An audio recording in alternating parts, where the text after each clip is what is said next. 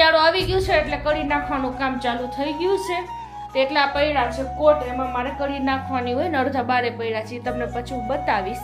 દારમ ફોલીને મેં સીધું ધોઈ નાખ્યું તો સરસ આપણે થઈ ગયા. બીક આખું ભરેલું હતું ને આ જો મારી બેનને ગમે ને તો એને રાખવાનો છે. તો મસ્ત દાળ આપણી થઈ ગઈ છે. એમાં જીરું નાખ્યું તો પેલે ચણાનો લોટ આપણે અહીંયા રાખવું હોય તો અહીંયા રાખી અને હળદર નાખીને શેર લીંબુ નાખીને આપણે અહીંયા રાખીએ સગી જેમ કે આવી રીતે.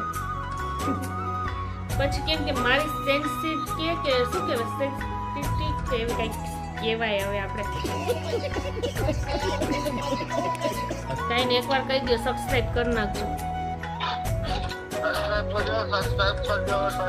મારા ઘરવાળાનો હાથ બેસી ગયો. હવે તો કરજો, સબસ્ક્રાઈબ કરો ને જોવો.